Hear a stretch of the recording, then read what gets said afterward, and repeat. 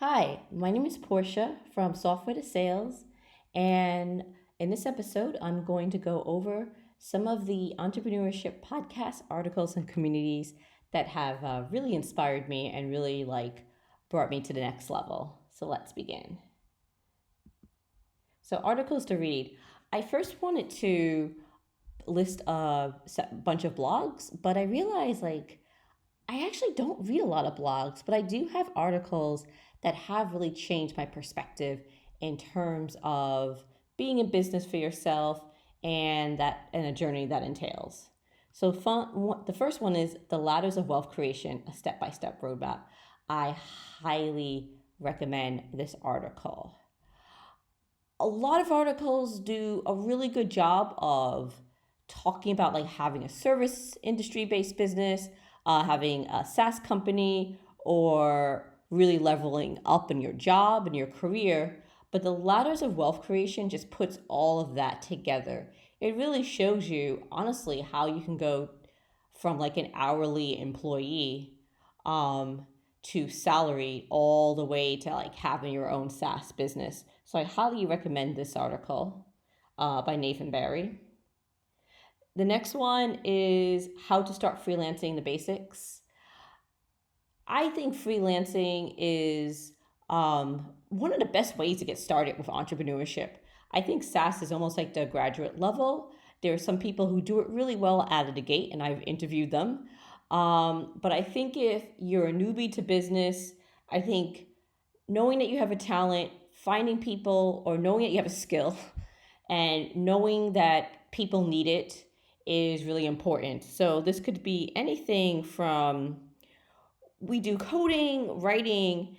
Well, I talk about coding and writing, but man, it can even be mowing the lawn. I don't get into physical labor, but just think about services that you've paid for and figure out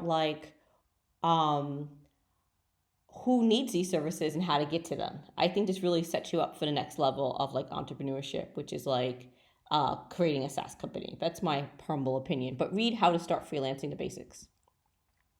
Next is from 𝗣𝗍𝗯, Finding a Job versus Building a Job.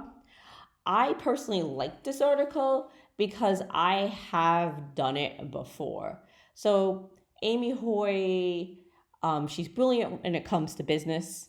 And she basically writes an example of several people, hundreds of people getting fired by, I believe it was Spotify.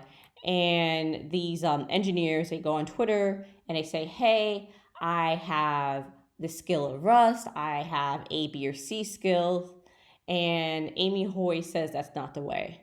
What I would argue is actually going on Twitter and leveraging your connections to find another job is actually, I think you're better off than 90% of other job applicants. But 𝗣𝗍𝗯 is right in terms of there's a better way. And the better way is to always talk to people, always build your network. And if that person needs help down the line, well, just give them consult and give them advice.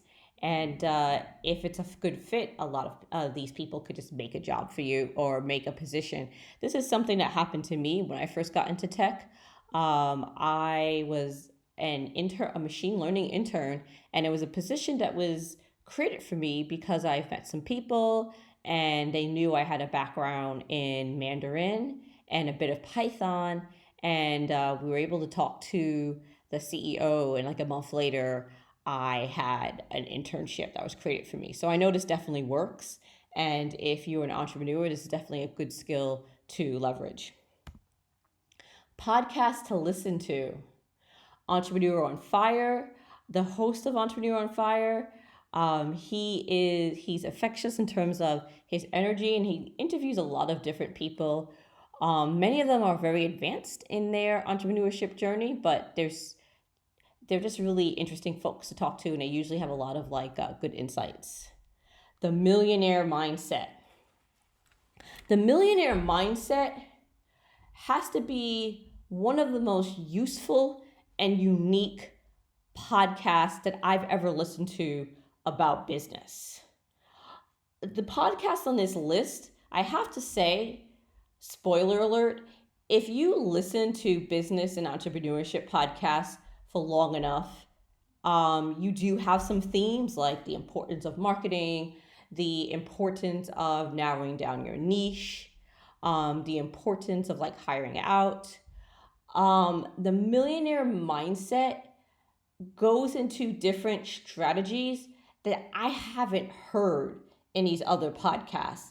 Like they had this one they interviewed someone on banking and the different ways to like use your credit card, your business credit card as opposed to regular credit is stuff that I haven't heard outlined. And the host, I like the fact that they really show their personality. It's not stuffy at all.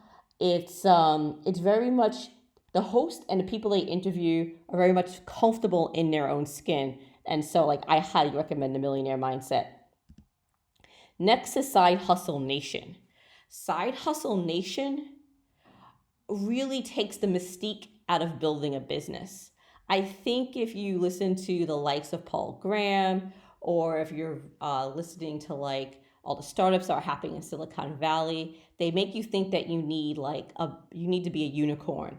The Side Hustle Nation shows everyone from people who have their own SaaS companies to there's one guy who made a living out of cleaning out fish tanks for local businesses. So in terms of diversity of different businesses and how people are able to sustain themselves and get started, I think Side Hustle Nation is a great place to go and listen to these stories.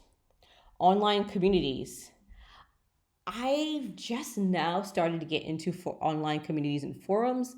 I've definitely been someone who mostly tweeted, and that's been useful, but it's really useful to go into forums that with people who talk about things that you care about. So indie hackers.